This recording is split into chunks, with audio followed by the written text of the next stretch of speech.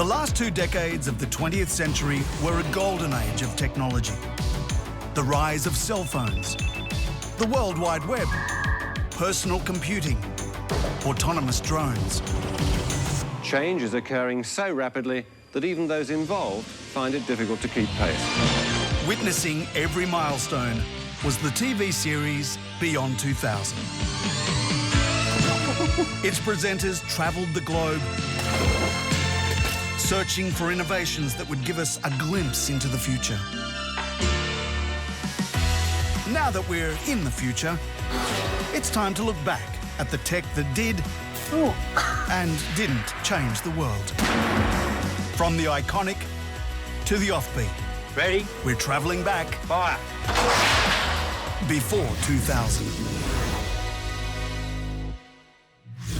In the 80s and 90s, medicine became almost miraculous. Fatal diseases could be cured, body parts replaced, and bacterial infections avoided. The human body seemed invincible. The idea that we can be stronger and faster and live longer has been really exciting for thousands of years. A lot of things in the 80s made it look possible. We were pushing the limits of speed and strength, venturing into worlds our body wasn't meant for, and bending the rules of reproduction. With a lot of willing patients and their families, people were able to start pushing the boundaries of what was possible. And our imaginations ran wild. These new technologies have enabled us to change our bodies in a way that some people would say it's playing God. We knew technology could make us faster, stronger, smarter, and immune to disease. But could it also make us superhuman?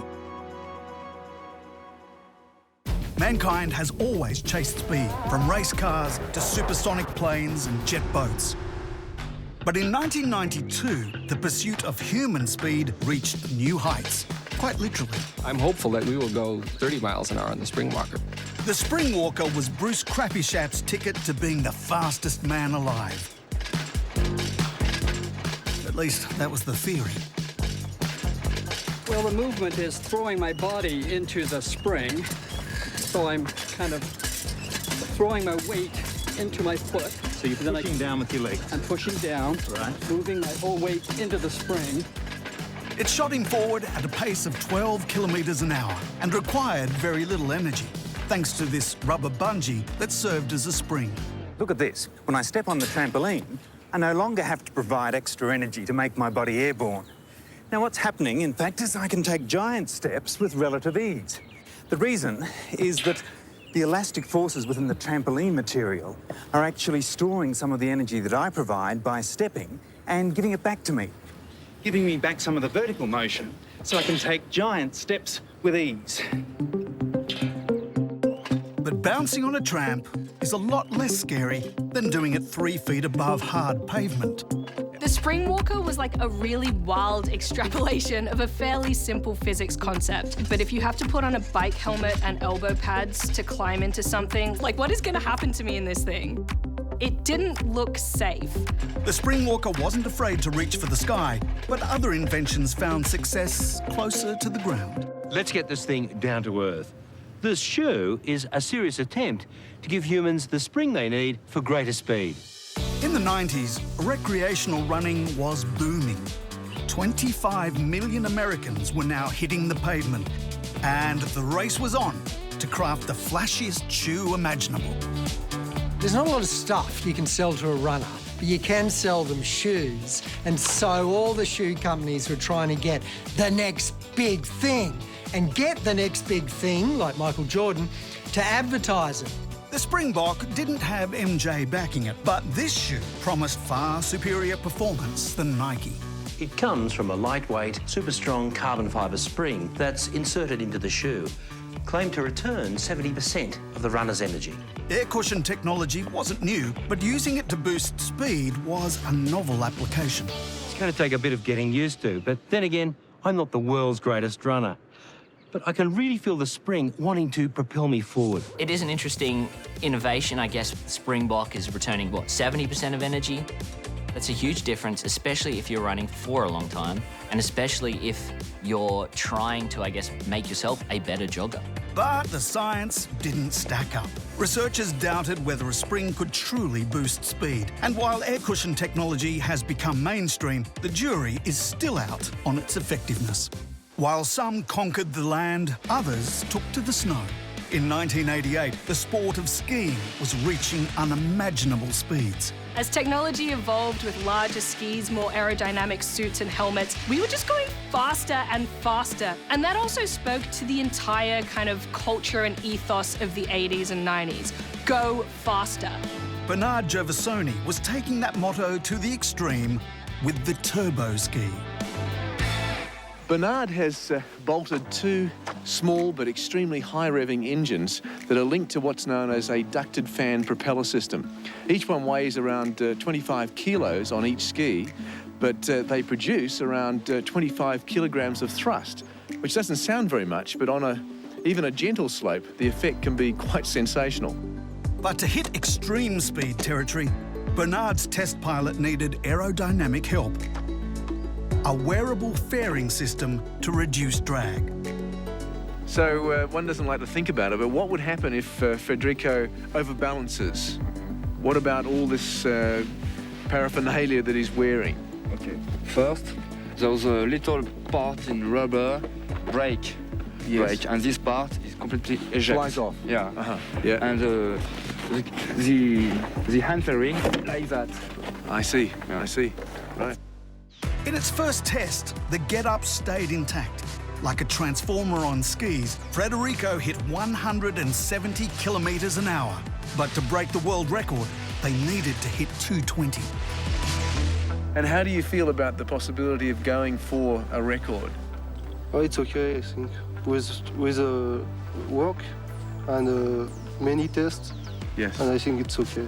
He's okay with it, but what would skiing purists make of this jet-powered mutant? It's kind of like having a motorbike in the Tour de France. I'm not sure you're allowed to have an engine in this sport. While the turbo ski vanished in a blizzard of obscurity, today speed skiers have shattered Bernard's goal, reaching 255 kilometres per hour, no jets needed. Cracking world records wasn't as easy in elite running.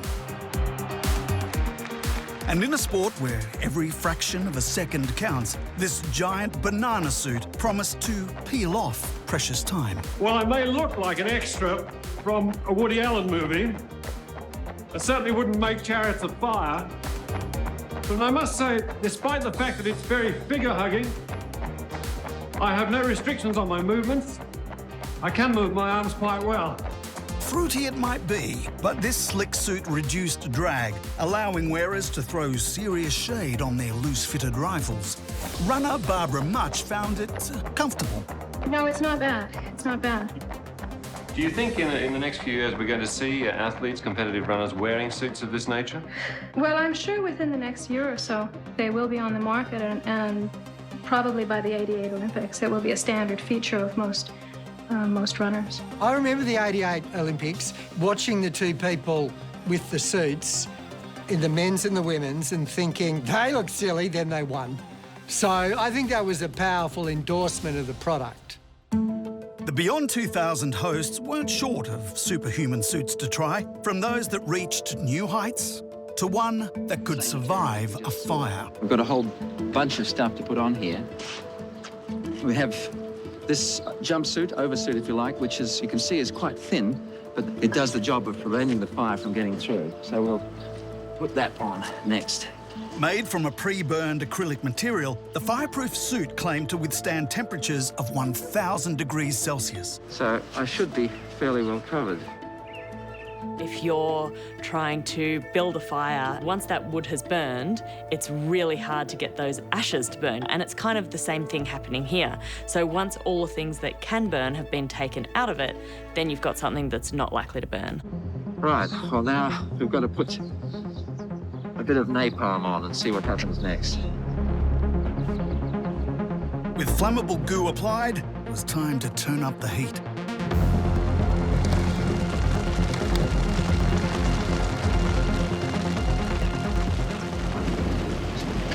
Well, I'm fully alight now, and I can feel a bit of heat, but it's the fumes coming across.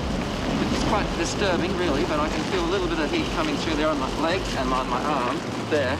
But that's not too bad. It's too hot there now. Too hot. Okay. Okay. But you could see what sort of temperature you could withstand. I was burning all over that. I could feel the heat coming through, but now it's going away. The main problem is apparently that you can stand enormous heat there, but even though it's put out as it was then, the heat is still flowing through the fabric. And remember, there's only just those 2 or 3 layers of fabric there. You can see actually the fabric there now, even though that was burning. It's still perfectly all right, and so is yours truly. Now we knew the human body could brave fire, what about the icy cold waters of Canada? Okay, Simon, the surface water temperature at the moment is 8 degrees centigrade. Oh, fantastic. Hey, at 8 degrees, that water's far from Arctic, but it's certainly cold enough to kill. And if you don't believe me, we'll go in and find out. Whoa! That's cold! Before the ice bath craze, plunging into freezing water like this wasn't a health hack, it was a hazard. In 1987, hypothermia accounted for 1/4 of boating accident deaths in North America. Fortunately, I only had to be in that water a few minutes and I'm straight in this thermal recovery unit. In those conditions, I probably would have only survived to 20 minutes or half an hour. But the research into hypothermia has shown that there is a much better way of improving your chances of survival. The UVic Thermofloat doubled your odds. It was a weather jacket, life vest, and mini wetsuit all in one. A neoprene flap tucked everything up tight to trap heat in. Right. The idea is that you should be able to do this at sea after you've fallen off. That's right. Yeah. It also aided flotation. Right. Well, we better go and find out. Let's do that. Okay. Good. Ah. Okay, as you can probably feel, you're quite comfortable in the water, quite buoyant. How long do you think I could stay here? About 3.5 hours, Simon. That's 7 times what the human body can normally withstand. But today's hypothermia suits can last even longer. So this innovation was revolutionary in a way. It was really a stepping stone to the life-saving suits that we have today. That could keep you alive for up to 25 hours, a full day in the ocean. The suits developed in the 80s weren't all about survival. Oh, that's not too bad. In this experiment, we discovered the Newt suit, a low-pressure suit that helped deep-sea commercial divers work at greater depths. It was a step up from the diving suits of the 70s. They used ball and socket joints, which were stiff and restricted mobility. But this uses a revolutionary fluid-supported rotary joint. And the fluid, of course, is oil, which is substantially incompressible. So the arm is basically floating on oil. Now divers could move more freely and perform maneuvers they never thought possible, like being lowered into an aquarium pool filled with belugas. Because cute animal plus technology equals good TV. The unique selling point of Phil Newton's suit was that it radically reduced decompression time. In conventional diving, saturation diving as it's termed, it takes about 24 hours to compress a diver to say 1,000 feet. You can't put them right down there, you wind up with a bowl of jelly. So while a rig is down waiting for a diver to compress, it could cost $300,000-400,000. With a Newt suit, you can go down to the bottom of 1,000 feet in 5 minutes. You can work for 6 or 8 hours, you can come straight back up in 5 minutes. This suit launched Phil Newton into the stratosphere, whether it was industrial, military, or otherwise. Now people have the flexibility to do the work that they needed in a shorter amount of time with greater comfort. It's really absolutely been a wonderful experience down here, but there's actually something more relevant about this equipment, is that at the moment, astronauts use basically textile suits for work in the shuttle, but sometimes takes 6 hours to prepare themselves before they can actually make an EVA or actually get outside the shuttle. And I understand that NASA has now been working with the people from Hard Suits International to develop either metallic or composite fibre style suits very similar to this. So you'll see spacemen and spacewomen working in these sort of suits in perhaps composite or graphite within the next 4 or 5 years. Right on schedule, 4 years later, we discovered this, a Newt-style suit for space. The AX5 is a total departure from previous suits in that it's an all-hard suit, being made of aluminium alloy and stainless steel. The AX5 was part of a program to find a zero pre-breathe suit. NASA's current suits were great for mobility, but astronauts had to breathe pure oxygen several hours before gearing up. On the space station, in an emergency, that sort of time delay would be intolerable, and in some situations, possibly fatal. But there are solutions on the way. There was the AX5, but this was the second contender. The ZPS Mark III was a hybrid suit, part hard and part soft. In initial tests, both dialed down decompression time. But would these rigid suits move as easily as their soft predecessors? All right, let's see you scratch yourself. While scratching yourself remained an unattainable frontier. In tests, the flexible joints in both suits allowed wearers to undertake complex tasks, rivaling the mobility of the older textile suits. Well, whichever suit is chosen, whether it's the AX5 or the ZPS Mark III, or what's a more likely possibility, some sort of combination between the two of them, astronauts on board Space Station Freedom and perhaps later on the Moon will be able to breathe a little easier in the knowledge that rather than an extensive preparation for EVA, they'll be able to make an almost instant decision. A simple factor, but one which could prove to be the difference between life and death. The head-to-head comparison of the Mark III and the AX5 was one of the most extensive ever undertaken, but astronauts never wore either in space. The steep cost of development kept them grounded. NASA's budget was pretty constrained and they had something that they knew that worked, so they tried to improve on what they had. But research is never really wasted, and of course some of the ideas used to develop these suits has influenced the suits that we now see today. Today's spacesuits still require pre-breathing, but they are lighter, more flexible, and more fashionable. The Artemis project, which will be on the Moon by the end of this decade, their spacesuits are co-designed with Prada. So we've gone all the way around to high fashion in our spacesuits now. Quite frankly, I want one just to wear it in the CBD. Breaking speed barriers or travelling into space wasn't attainable for the everyday person. But there were other ways to enhance the body which were somewhat more accessible. In the 80s, being good-looking was more important than ever. It was the advent of, the Vaseline lens and the perfect look, the 1980s television shows where suddenly when you looked in the mirror, you didn't look like those women. And so maybe you wanted to look more like them. And now you could, thanks to surgeons like Dr. Michael Elam. These deposits we have found have been unresponsive to ordinary weight loss programs. In other words, a moment on the lips, forever on the hips. These deposits will not go away with ordinary exercise. With liposuction or a boob job, overnight body glow-ups were becoming the norm. But facelifts were old news. The elite had been doing them since the early 1900s. Now, if you want to see something really dramatic, we're going to show you my before and after photographs. 69-year-old actress-comedian Phyllis Diller made a mint roasting her looks. Now she was spending it to fix them, over and over again. Phyllis had a problem with her face that had been corrected before with a facelift. Now, we have a new theory of facelifting. We not only lift the face, but we replace the bulk of soft tissue that is lost in the aging process. A simple little prosthesis, that's all it takes. And a decent chunk of change. To have a facelift like Phyllis Diller had would probably cost the average American patient about $12,000. A diamond ring in America cost anywhere from $10,000 to $150,000. $12,000 seems to be a bargain to me. In today's money, that's around $35,000. But in a world before Botox, that was the price of youth.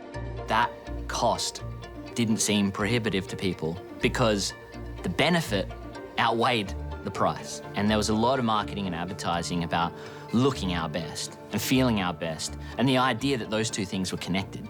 If you look good, then you also feel good. But what if you wanted to look good on a budget?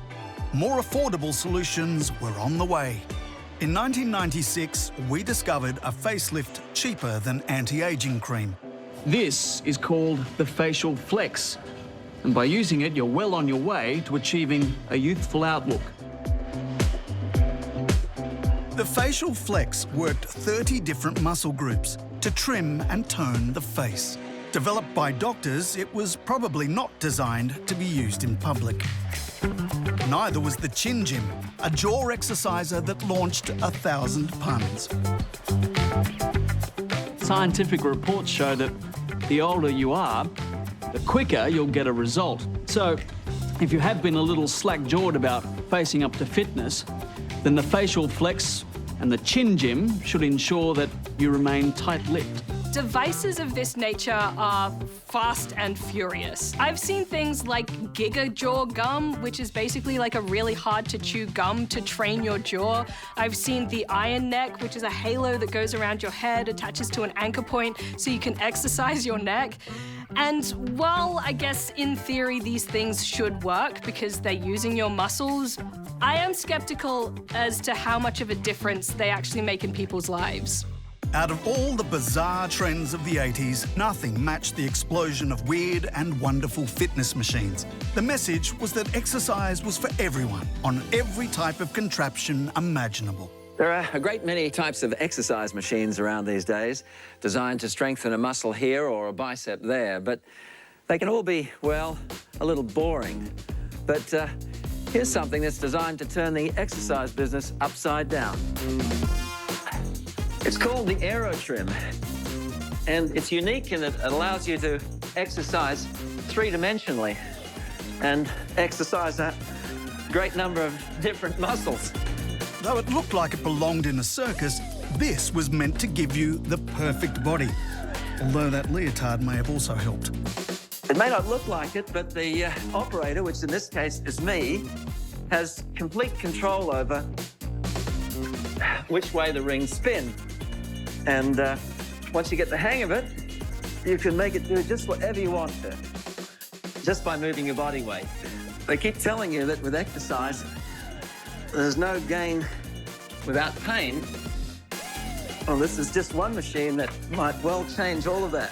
Oh, it sounds like internet-targeted ads that we get these days, right? I will firmly admit that I have bought a treadmill for under my desk, and I've used it twice. I will also firmly admit that I have bought a Peloton, and I have used it once. If I had one of those gyroscope things in the living room, I wouldn't have used it once. It looks like a torture device. While the Aerotrim gathered dust in garages across the country, we moved on to California, where an even wackier device was afoot. The Aqua shoes were the brainchild of Dr. Alan Nays. I got kind of bored with jogging. I wanted to change, so I came up with the Aqua shoe, where I thought it'd be great to try to, actually jog or move over the water. But walking on water wasn't the only advantage of these fiberglass mini canoes. According to Alan, it was one of the most intense calorie-burning activities ever. As the 90s rolled around, hustle culture was the it thing. Everyone wanted to be more efficient and get more out of life, but that also meant they needed to be more efficient in things like exercise. And Alan's next prototype promised to optimize your workout even further. I want 5 miles per hour out of these things. I still haven't achieved that yet, even with my most recent prototypes, but I'm getting up there. With each set of prototypes, I get better. And this is the view from beneath the waterline. On the bottom of each shoe, there are 10 aluminium propulsion flaps, each set at an angle of about 70 degrees. As you move the shoe forward, the water pressure pushes the flaps back, while on the other shoe, the flaps stay down, providing stability for the wearer. Well, that's the theory anyway.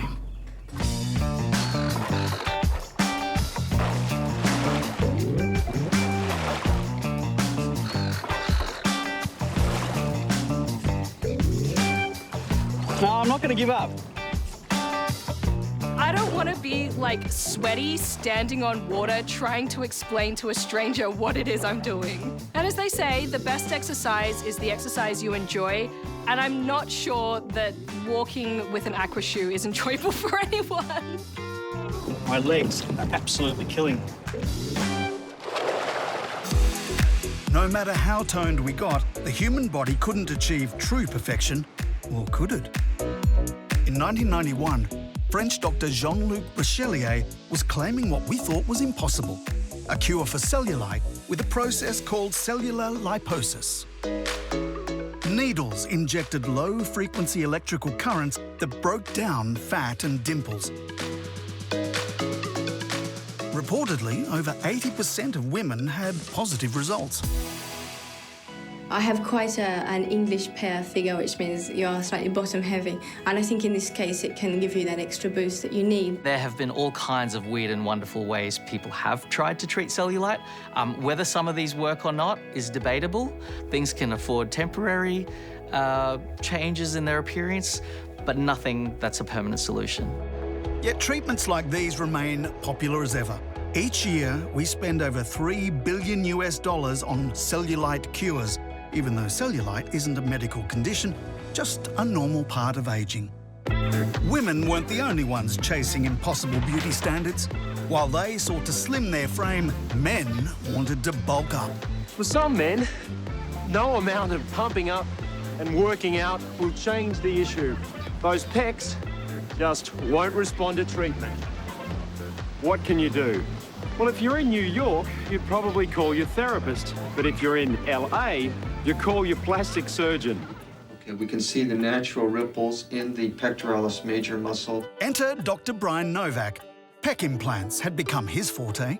I think there was a realization that we're missing out on half the market.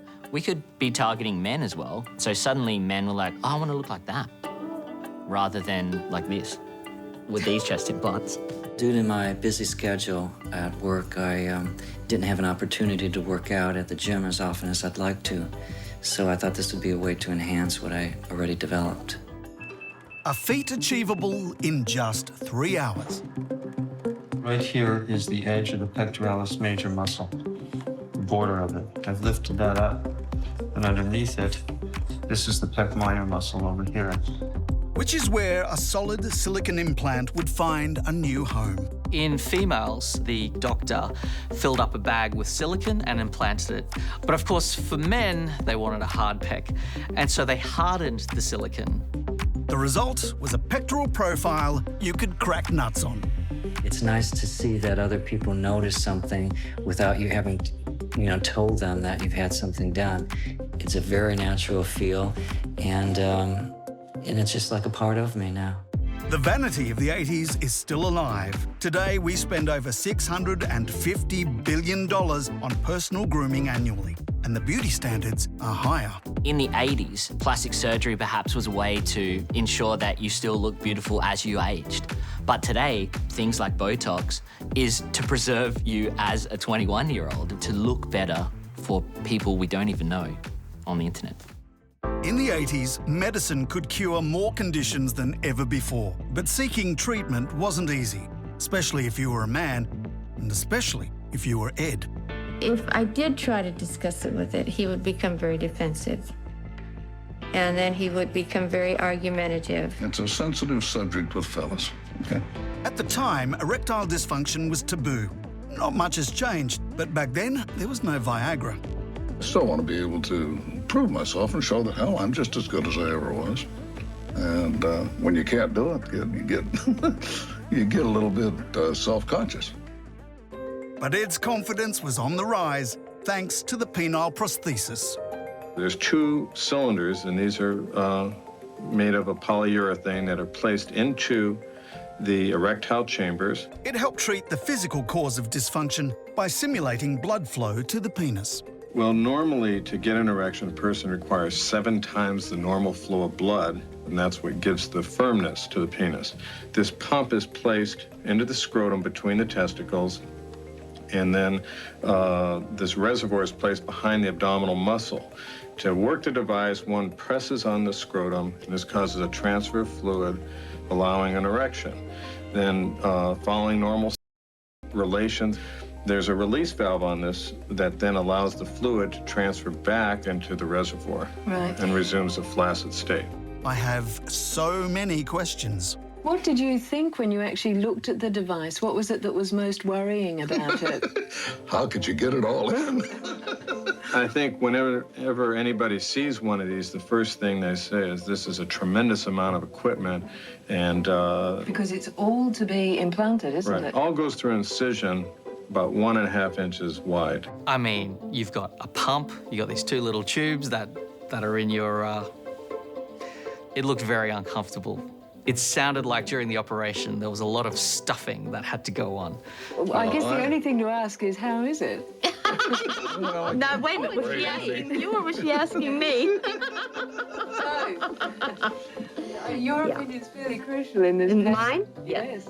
No, it's an ideal thing for us. It worked. It was relatively safe. People still use it today, but I think since the invention of the little blue pill, it's maybe not as popular as it might have been. While the penile implant could raise your game in the bedroom, other prosthetics were stuck in the past. This is actually a hand and an arm that's been around for, I guess, probably 20 or 30 years. In actuality, it's a quite limited device. It's difficult to operate by the amputees because they've got to shrug their shoulders and essentially compromise their normal motions in order to get marginal motions out of this device. So in 1986, Dr. Stephen Jacobson developed a prosthetic that made movement more natural. The Utah arm detected minor muscle motions throughout the body to mirror the wearer's actions. Now, to demonstrate that, Carl has set up electrodes alongside the muscles in my forearm, and a wire runs from here into the artificial arm. And I should be able to control movement of that by moving this. So lift your fingers up quickly and then back down again. That's the basics of control. And I want to lock? Yeah. Okay, if you hold it there, it'll lock. Now, if I want to turn the hand around. If you want to turn the hand around, there's a passive switch right here in the wrist. If I just push that there, rotate the wrist. So I presume it takes an amputee 5 minutes to learn how to use their prosthetic device. That's right. And in one day, they can become really proficient with using the arm. And with time, I've seen patients pick up A's without breaking the prosthetic arm. It was the first prosthetic to enable fine motor control. And if strength rather than finesse was needed, the arm had other modules. And in this show and tell, Larry Campbell demonstrated how. It is very easy to pick things up with. And, Yeah, now you've been boasting to me about how strong it is, and I want to put it to the test today, too. Can you crush a walnut? Oh, yes. Oh, that's strong. How about this? Now, can you crush cans? Oh, yeah. I can be as macho as they want. That's very macho. That'd go down well in Australia. The Utah arm had both brawn and grace, but it was no match for the real thing. Natural arms are quite amazing things. My natural arm has maybe 25 motions, and it's strong and fast and quiet and graceful. And I don't think that man-made equipment can do it. The idea a prosthetic could do up shoelaces or a tie seemed impossible. In 1999, Campbell Aird was performing movements he'd never dreamed possible with the Edinburgh modular arm. I would say yes, it's changed my life. It's allowed me to take on those tasks that I maybe had to call in someone's help in the past. Unlike other bionics, this arm had shoulder movement. So for the first time in 16 years, Campbell could extend his arm. There are things in life that you do above your head, like bookshelves, changing light bulbs, or just simply reaching 8 to 10 inches ahead of yourself. Whoa! Nice to hit one, wouldn't it? The secret behind this life-changing tech was tiny, powerful motors designed by Dr. David Gow. We've been able to get more powerful motors into a smaller space without a weight penalty. Microsensors that detected muscle activity activated the engines. It made movements more instinctive. I cannot remember, now that it's sort of second nature, which switch does this. I simply do it. So it's become automatic already. It's become automatic already. But Campbell was the only person in the world to ever experience the arm's capabilities. Like many things in research and development. It was the prototype. It was the inspiration for what came next. And the next big one after that was called the iLimb, and that really became a big commercial success and changed the lives of many people around the world. Over 50% of amputees now use myoelectric prosthetics like the Utah and Edinburgh modular arm. But there was still a long way to go, building a bionic controlled by the body's nervous system. I can see with the improvements in technology that are coming along and medical knowledge and physiological knowledge that sensors and nerve endings will be possible, and probably sooner than I think. Nerves are very complex to interface with, and we see in babies and children just how long and how hard it is to train a brain to interface with the body, let alone a completely new foreign device. So to be able to, one, get the right nerves connected, and two, to be able to connect that to a thought, that's a huge challenge. The field of heart transplants was also hitting roadblocks. Operations were safer than ever, but organ donations were scarce. Doctors needed something ready to go, like the Jarvik 7. So what the Jarvik 7 did was manually pump the blood for you, using this machine that you had to sit next to that connected your blood up. It was the world's first artificial heart, and in 1984, Bill Schrader became the second person in the world to receive one. It was the medical equivalent of walking on the moon, and his recovery was astounding. I feel like I got 10 years going right now. Well, we hope you do.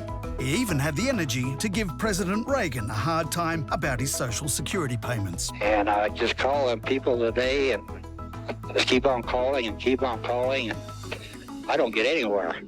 Well, I will get into it and find out what their situation is. I sure appreciate it. Well, I'll get on it right away. Thank you, Mr. President. But just 24 hours after that, Bill suffered 3 strokes, and 600 days later, he passed away. The fact that you could live 600 days without a heart was an extraordinary achievement. It wasn't without complications, but it did open our eyes to the possibility of what an artificial heart might look like in the future. And 2 years later, we had downsized. Firstly, this is a proven design of a ventricular assist device. In the future, this will be fully implantable, driven by its own small electrical motor. Now, this could sit inside a patient for up to 2 years alongside their own heart, supporting their own blood circulation system. Instead of replacing the heart, the ventricular assist device aided it. We insert the inflow tube into the left ventricle of the natural heart, and then the device positioned below the diaphragm so that the outlet graft can be attached to the aorta, the main artery leaving the natural heart.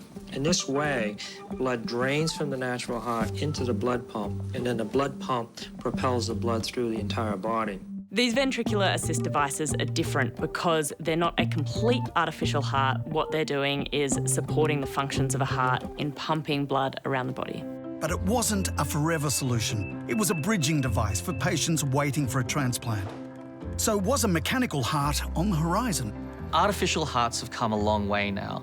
The battery system has improved, the ability to keep up with demand of blood supply demands. So we've seen a huge improvement there.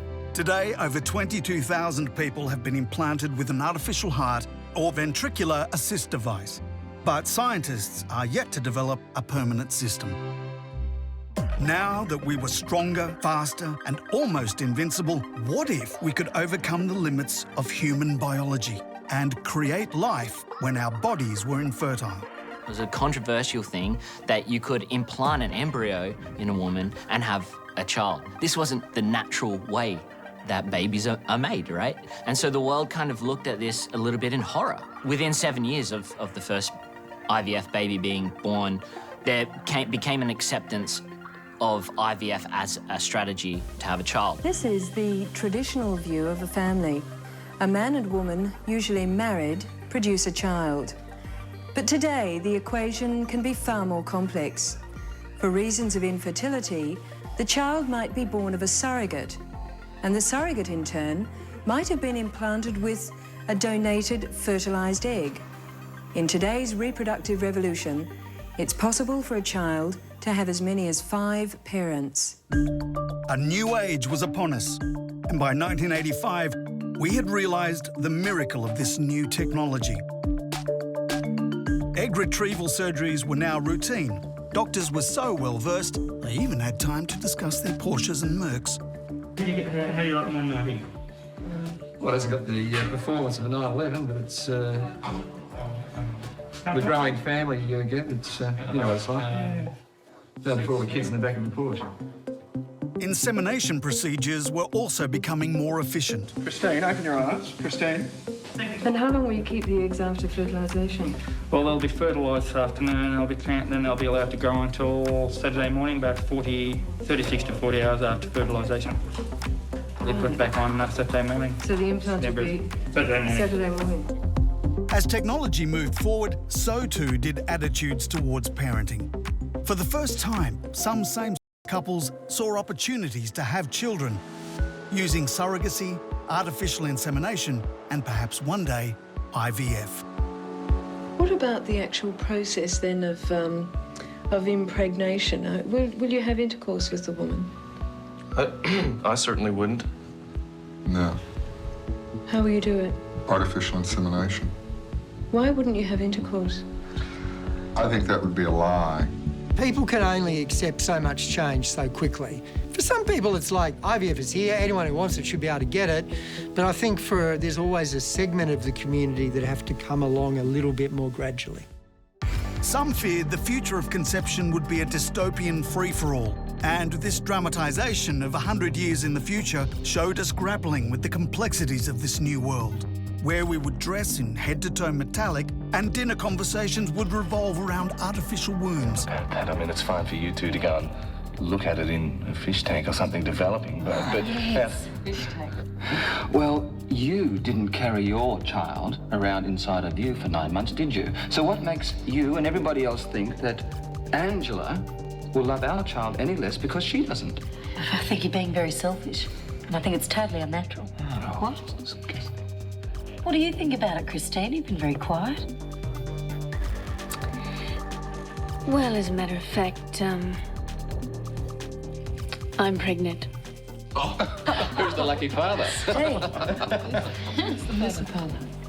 There, isn't a father. There must be. Do you mean that you're giving birth to your own clone? Yes. We can now edit genes, specific genes, in an embryo and birth a child who, for instance, could be resistant to HIV. Now, that technology is game-changing. It hasn't reached humans yet, and there are a lot of ethical considerations, but at a dinner party in 2085, we're probably more talking about the way that we've eradicated diseases and made life better for each other, rather than arguing about the way that we were born. But for now, IVF has made the dream of starting a family a reality for those who otherwise couldn't. 1 in 18 babies born in Australia today are conceived through assistive reproductive technology. IVF was an extraordinary thing. You know, people just take it for granted these days, but the idea that suddenly people who were unable to parent a child could parent a child is fantastic. While some feared technology, others saw endless opportunities. In 1999, we met Kevin Warwick. Hello, building. A university professor who could open doors and turn on lights automatically, not with Siri or Alexa, but with a cybernetic capsule. And it's an implant like this that made Professor Warwick the world's first human cyborg.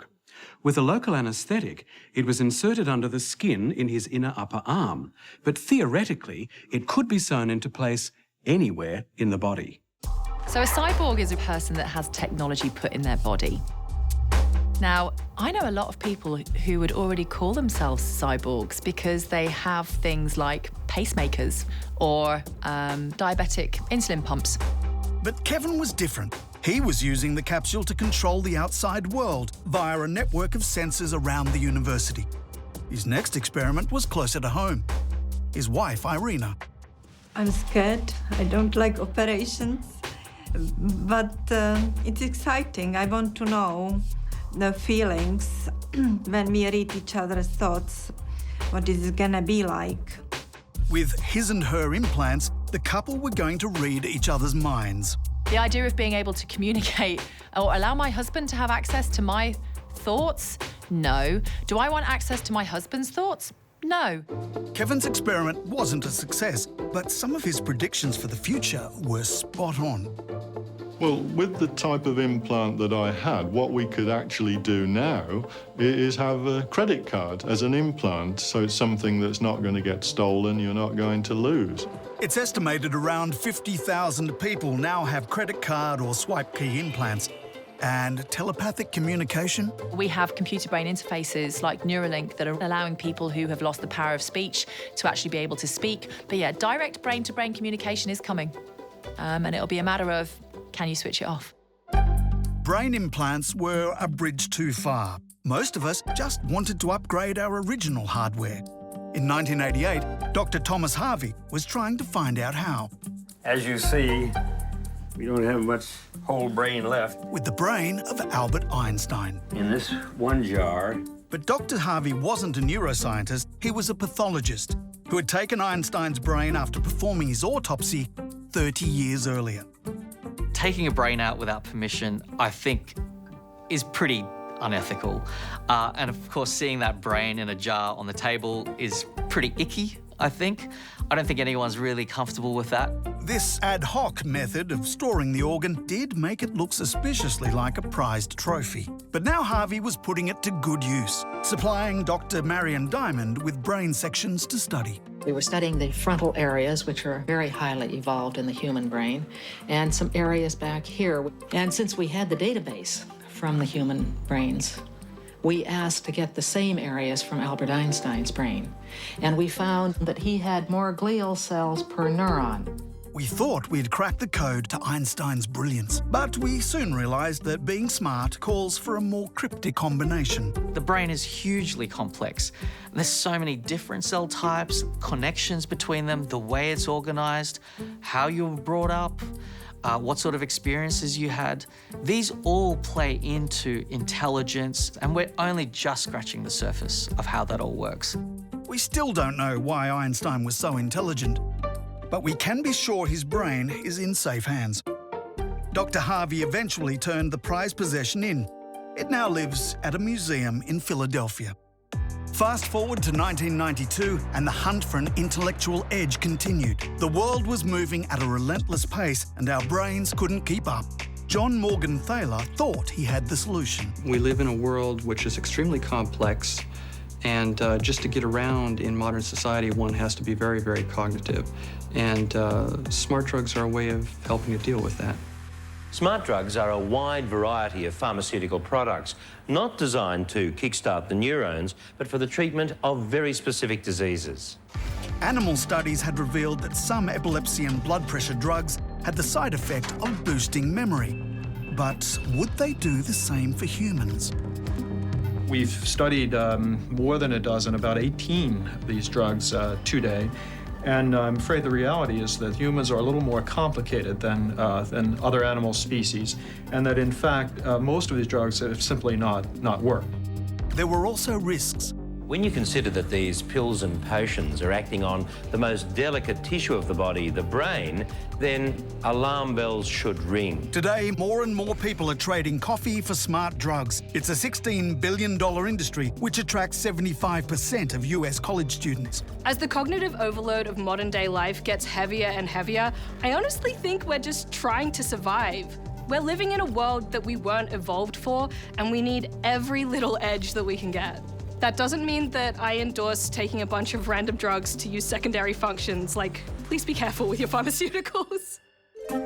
It wouldn't be an episode about the power of the human body without some outlandish health claims. Before wellness influencers, there was Dirk Pearson and Sandy Shaw. Even though we're sedentary gourmets, we have lipid panels that look like teenagers and cardiovascular systems with an elasticity about 20 years younger than we're supposed to have.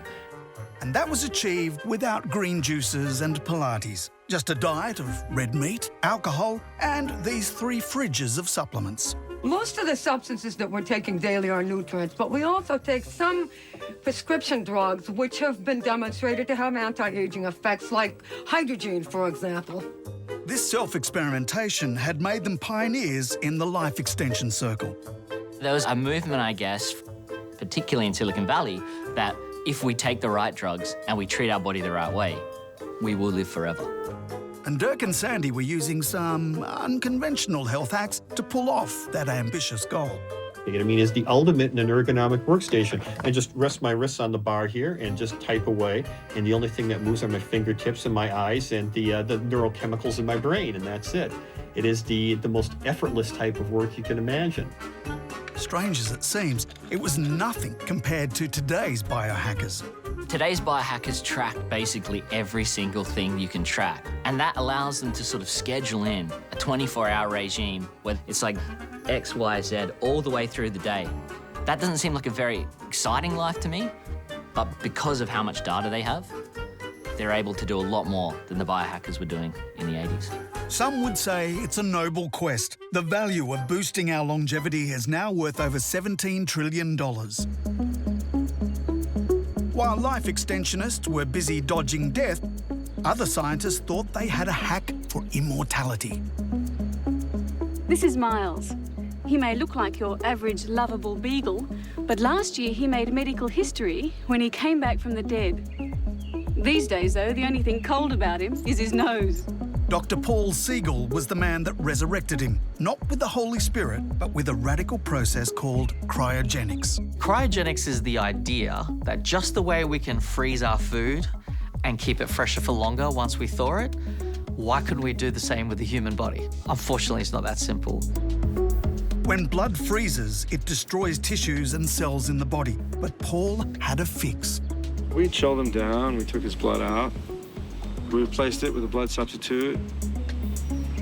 We kept him at the ice point for about 15 minutes.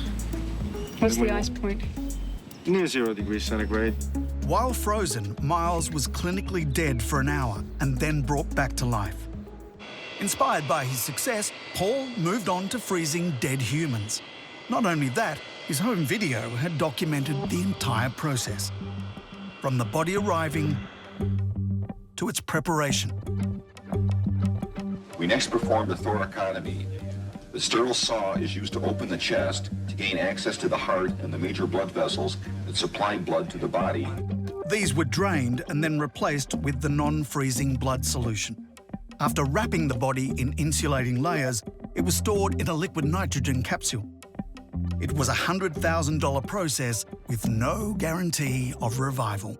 We can't stop aging now, but in the future, we probably will be able to stop aging. The reason I know this is possible is because this kind of thing goes on in frogs every year. Frogs freeze over the winter because they produce certain kinds of cold-protecting chemicals. And then in the summer, they thaw out. I think that the same technology is applicable to people because the frog cells and our cells are not very different. The key words there were very different, because it turns out there are some variations in human and frog biology. So just the way some vegetables you can freeze and thaw and they'll be perfectly good, other vegetables you freeze and thaw and they taste disgusting. So in that same way, there's different requirements for cells and organs when they get frozen to then be able to function when thawed. We haven't figured that out yet. Yet over 600 people have been cryopreserved globally, with the hope future science will one day bring them back to life. Paul Siegel is one of them. He's been frozen since 2003. While Paul embraced New Age methods to preserve the human body, funeral director and teacher Professor John Chu was turning to tried and tested techniques. The purpose is to have an image of the individual after death in order to create a memory picture of someone who has been loved. Embalming was an ancient Egyptian method of preserving the body, and for over 100 years, it had been standard prep for modern funerals. What we do is actually make incisions in the region above the collarbone or the clavicle. If you're wondering how this made it onto a show about new science and tech, we're getting to it. John was bringing back mummification with a 21st century twist. The Egyptians used a dry technique to strip the body of fluids, but it left it looking a bit like a raisin. Modern-day mummies are going to be a bit plumper through a wet technique developed here in which the body is immersed in a liquid for up to 10 days. The recipe is quite straightforward. Mineral water, formaldehyde and glycerin preserved the body, while dimethyl sulfate, herbs and oils dissolved the body fat. But most important of all is the alcohol. Sacramental wine to preserve the colour of the tissues. After 15 days of soaking in the formula, the body was wrapped in linen. Now, obviously, you wouldn't want to spend the rest of time on display like this. For only $26,000, you can have this bronze sarcophagus or mummy form, and Professor Chu and his colleagues will even weld it shut tight for you. By 2003, over 1,500 people had signed up for the service. The Egyptians did mummification BC, now suddenly it's trendy again. It's like the yo-yo. Just keeps coming back every 20 or 30 or 2,000 or 3,000 years. But in John's mind, mummification wasn't a fad, it was the future of funerals. The only thing missing was the corpse. Are there any questions? Yeah, I got one.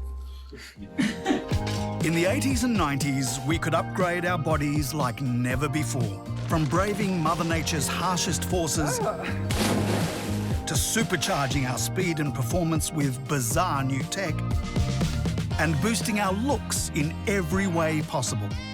We were even walking on water, kinda. We weren't entirely invincible, but our bodies were achieving things we never imagined, and we almost felt superhuman.